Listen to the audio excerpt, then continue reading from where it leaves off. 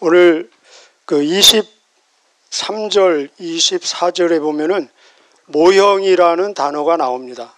모형은 말 그대로 어떤 것을 모방한 것이죠.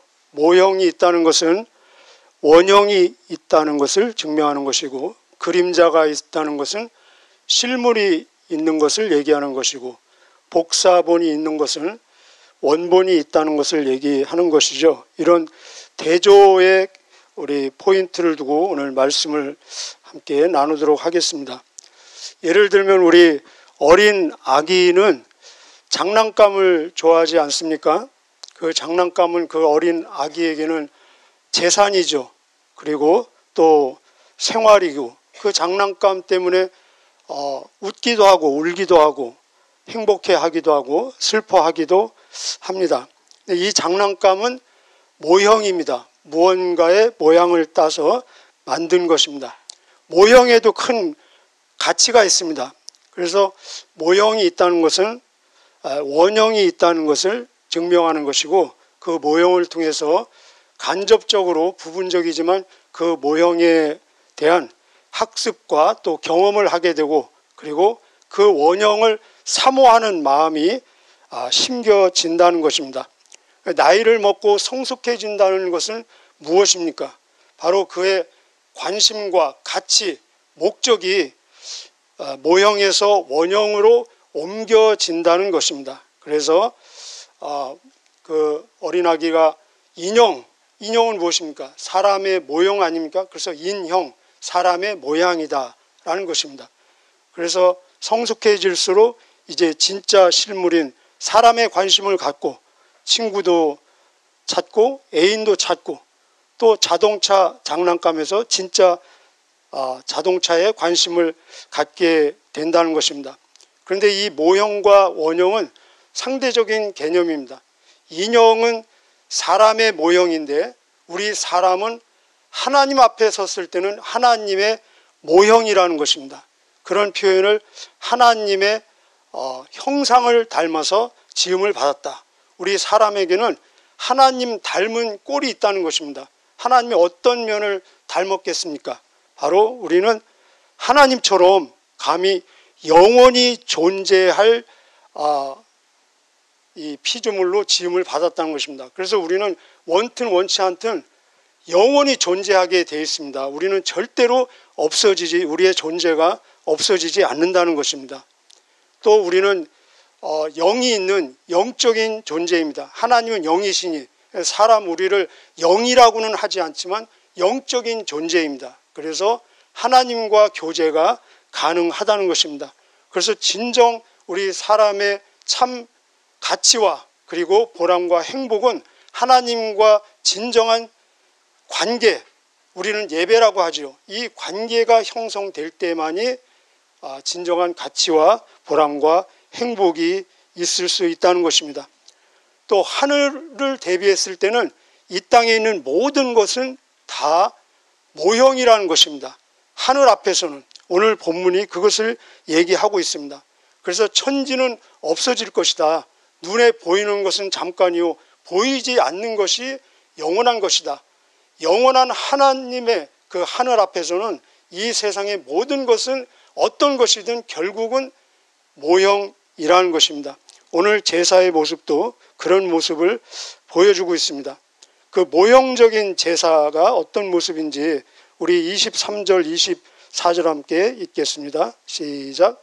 하늘에 있는 참된 것들을 모방한 이 땅의 모형은 동물의 피로 깨끗해져야 합니다. 그러나 하늘에 있는 것들은 더 좋은 제물이 필요합니다. 그리스도께서는 사람이 지은 지성소에 들어가지 않으셨습니다. 그것은 참된 것의 모형일 뿐입니다. 그리스도께서는 하늘에 올라가시고 그곳에서 우리를 도우시려고 하나님 앞에 서신 것입니다. 제사의 모형, 전에도 제가 말씀드렸는데 제사가 제사되기 위해서 필수 3대 요소가 제사장이 필요하고 예물이 필요하고 그리고 성소, 지성소가 필요합니다. 피는 무엇입니까? 우리 계속 피를 보고 있는데 피는 생명입니다. 레위기 17장 11절에 육체의 생명은 피에 있다. 동물이든 사람이든 모든 생물체의 이 생명은 피에 있습니다. 피는 생명이면서 동시에 피는 죽음입니다. 우린 그걸 경험하지 않습니까? 우리 몸 안에 흐르는 피는 생명이지만 이 피가 바깥으로 흘러나오면 죽음입니다. 그래서 사람은 피에 대해서 엄숙한 본능이 있고 두려움이 있습니다. 피는 무엇이냐? 바로 속죄함입니다. 그래서 9장 22절에도 보면은 우리 지난 바로 마지막에 나오죠. 피 흘림이 없으면은 제사함이 없느니라. 피는 모든 약속 언약의 절정입니다. 그래서 맹세할 때 우리가 최고의 맹세, 절대 맹세를 할 때 상징적으로 막 피로 쓰지 않습니까? 일명 뭡니까? 혈서 쓰잖아요. 혈서. 그래서 이 피는 생명이며 죽음이며 제사함이며 절대 언약이라는 것입니다. 그런데 여기 하나의 이제 문제가 있습니다. 한번 생각해 보시기 바랍니다. 제사의 목적은 하나님과 관계를 회복하기 위해서, 하나님과 관계를 회복하기 위해서는 반드시 제사함이 있어야 됩니다. 그렇죠? 하나님이 받으시는, 연락해 주시는 제사함이 있어야 되는데 이 제사함은 피 흘림이 있어야 됩니다. 그렇죠? 그런데 죄를 사해 주시는 목적이 무엇이냐? 살려주시기 위해서 죄를 사해 주시는 것입니다. 그런데 죄를 사하기 위해서는 피를 흘려야 되는데 피를 흘리면 어떻게 됩니까? 죽지 않습니까? 그래서 여기에 큰 문제가 있다는 것입니다. 다시 말씀드립니다. 살려주기 위해서 죄를 사해 주는데 그럼 죄를 사하기 위해서는 피를 흘려야 되고 피를 흘리면 죽잖아요. 그래서 결국은 자기를 위해서 피를 흘릴 수 없기 때문에 동물의 피를 가지고 흘리는데 여기에는 또 무슨 문제가 있습니까?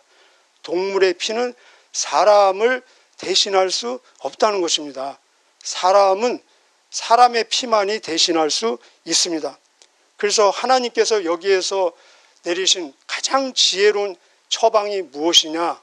바로 동물의 피도 생명체의 피 아닙니까? 그래서 동물의 피에 약간의 부분적인 제한적인 효력을 주셨는데 그것이 바로 형벌을 유예하는 하나님의 이 특효 처방이라는 것입니다.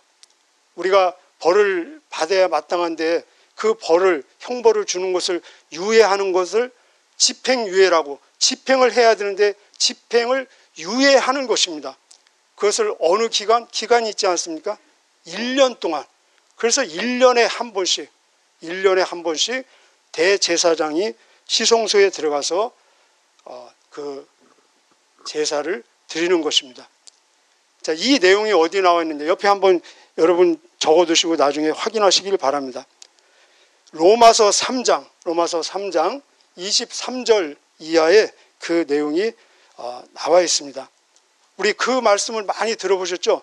모든 사람이 죄를 범하였음에 하나님의 영광에 이르지 못하였다.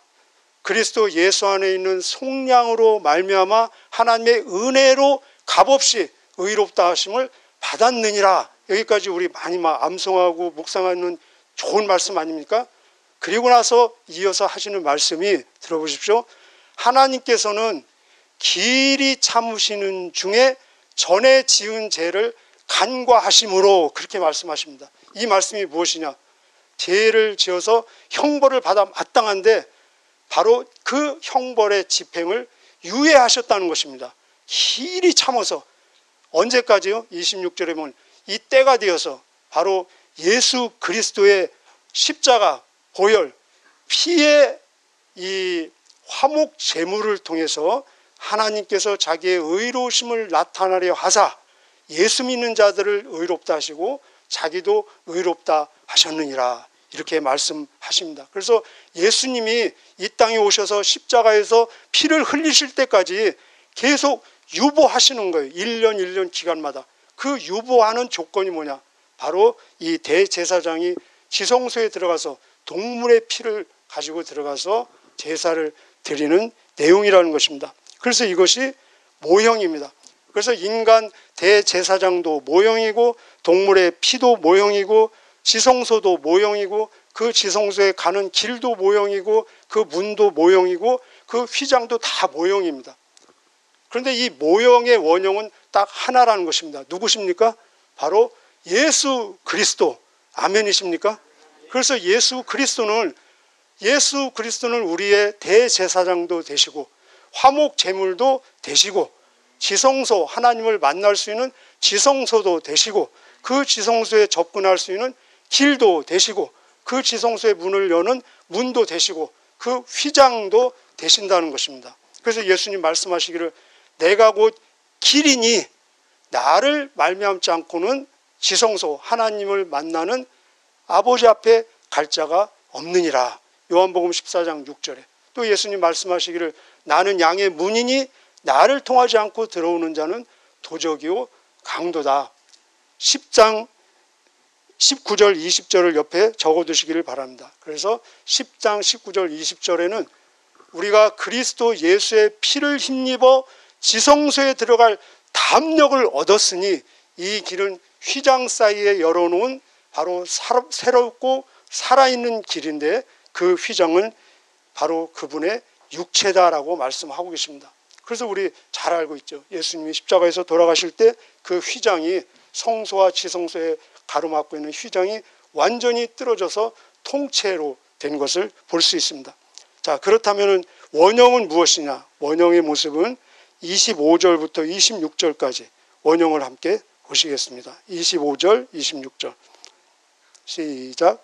대제사장은 1년에 한 번 자신의 피가 아닌 동물의 피를 가지고 지성소에 들어갑니다. 그렇다고 그리스도께서 자신을 제물로 드리기 위해 매번 하늘로 올라가신 것은 아닙니다. 만일 그래야 했다면 그리스도께서 세상이 창조되었을 때부터 고난을 자주 받으셔야 했을 것입니다. 그러나 그리스도께서는 단 한 번 오셔서 자신을 제물로 드림으로 모든 죄를 깨끗하게 하셨습니다. 여기 밑줄을 거두실래요? 그러나 그리스도께서는 단 한 번 오셔서 몇 번 오셨습니까? 단 한 번 자신을 제물로 피를 흘리심으로 모든 죄를 깨끗하게 하셨습니다. 자, 여기 모든 죄는 요한일서 1장 7절에 보면은 예수의 피가 우리를 모든 죄에서 깨끗하게 하시느니라. 요한일서 1장 7절 예수의 피가 우리를 모든 죄에서 깨끗하게 하시느니라. 여기 모든 죄는 범위를 말하고 그리고 이 기간을 말하는 것입니다. 누구의? 아담부터 시작해서 예수님이 재림하시기 바로 그 직전에 사는 모든 과거와 현재 미래를 포함해서 모든 사람의 개인의 그리고 과거 현재 미래의 모든 죄, 저 개인의 과거의 죄, 지금의 죄 그리고 앞으로 제가 지을 죄까지도 다 예수님이 뒤집어 쓰신 것입니다. 이것을 세상죄를 지어가는 하나님의 어린 양이다. 그럼 세상죄에 포함되지 않는 그 누구의 죄가 있겠습니까? 아담부터 시작해서 모든 인간의 과거, 현재, 미래 모든 죄는 다 그냥 세상죄 안에 포함되어 있다는 것입니다. 여러분 성경에 요한복음 21장 25절은 그냥 쉽게 말하면 요한복음의 마지막 절입니다. 마지막 장, 마지막 절. 거기에 어떻게 종교를 맺느냐? 예수님이 행하신 일이 너무너무 많기 때문에 만약에 그것을 낱낱이 책에 기록한다면 이 세상의 책도 다 그 내용을 담을 수 없다라는 내용이 나옵니다. 근데 이 기록은, 이 표현은 과장된 표현이 아니라 오히려 사실은 하나님 입장에서 봤을 때는 부족한 표현이라는 것입니다. 여러분 우리 인간적에서 생각해 보십시오. 우리가 죽음으로 할 수 있는 일이 있습니까? 우리는 죽음으로 할 수 있는 일은 아무것도 없습니다. 그래서 제가 살아있기 때문에 지금 뭔가 하고 있는 거지 죽으면 아무것도 할 수 없어요. 그런데 인간이 살아서 아담부터 시작해서 모든 앞으로 살 사람들이 다 살아서 할 수 있는 모든 일들을 다 포함한 것보다 예수님께서 십자가에서 흘리신 그 피로 하신 일이 더 크고 더 위대하고 더 많은 일을 해내셨다는 것입니다. 왜 그렇습니까? 이것은 사실입니다. 모든 인간들, 아담부터 시작해서 모든 앞으로 살 모든 인간들이 살아서 힘을 다 합쳐서 함께 일을 해도 단 한 사람의 죄 문제를 해결해 낼 수가 없습니다. 단 한 사람 죽은 사람을 살려낼 수가 없습니다. 그런데 예수님께서는 단 한 번의 피 흘리심으로, 단 한 번의 죽으심으로 모든 사람들, 아담부터 시작해서 앞으로 살 사람들의, 한 개인의 과거, 현재, 미래 모든 죄 문제를 완벽하게 단번에 해결하시고 죽은 자들을 다 살려내시고, 그리고 영원히 살 수 있는 우리의 영혼까지도 살려내셨다는 것입니다. 여러분 동의하십니까? 자, 그렇다면 반드시 이 모형은 다 지나가고 이 원형이 도래할 날이 올 것이라는 것입니다. 27절 한번 읽어보실까요? 시작. 사람들은 모두 한 번은 죽습니다. 죽은 후에는 심판이 우리를 기다리고 있습니다. 그 옆에 아멘 그렇게 써두시기를 바랍니다. 이 말씀은 결국은 아까 말씀드렸죠. 하늘을 대비해서는 이 세상에 있는, 이 땅에 있는 모든 것은 다 모형이다. 결국은 모든 모형은 다 사라지고 원형만 남을 날이 반드시 오게 될 것이라는 것입니다. 우리 개인적으로는 우리 개인의 육신의 죽음의 날이 그날일 것이고, 우주적으로는 예수님이 재림할 때가 그 날일 것입니다. 그러면 그날에 어떤 일이 벌어지느냐? 바로 28절의 말씀입니다. 28절 두 번 읽겠습니다. 시작. 그렇기 때문에 그리스도께서는 자신의 몸을 한 번에 들여 많은 사람의 죄를 없애주신 것입니다. 그리스도께서는 다시 오실 것입니다. 그때는 죄를 없애기 위해서가 아니라 그리스도를 기다리는 자들에게 구원을 주기 위해 오십니다. 우리 개역 개정에는 죄와 상관없이 그분을 기다리는, 사모하는 자에게 구원을 주시기 위해서 오신다. 이 예수님의 지금 재림을 얘기하고 있죠. 한 번 더 읽겠습니다. 시작. 그렇기 때문에 그리스도께서는 자신의 몸을 한 번에 들여 많은 사람의 죄를 없애주신 것입니다. 그리스도께서는 다시 오실 것입니다. 그때는 죄를 없애기 위해서가 아니라 그리스도를 기다리는 자들에게 구원을 주기 위해 오시는 것입니다. 아멘. 자, 무슨 말씀이냐? 우리 다시 모형 제사로 돌아가겠습니다. 모형 제사. 대제사장이 동물의 피를 가지고 지성소에 들어갑니다. 자, 이 모형 제사의 시작은 언제부터 시작될까요? 바로 이 대제사장이 동물의 피를 가지고 지성소에 들어갈 때부터 시작이 됩니다. 그러면 이 제사는 언제 마쳐지겠습니까? 바로 대제사장이 지성소에서 나올 때 마쳐지는 것입니다. 그러면 백성들은 그 사이에 무엇을 하고 있겠습니까? 바로 앞에서 기다리고 있죠. 이 기다림이 백성들이 함께 제사에 동참하는 것입니다. 그런데 이 기다리는 대제사장이 지성소에서 나오기를 기다리는 백성들은 어떤 심정으로 기다리겠습니까? 두려움이 있지 않겠습니까? 또 인간적으로 말하면 이 초조함, 긴장감이 있지 않겠습니까?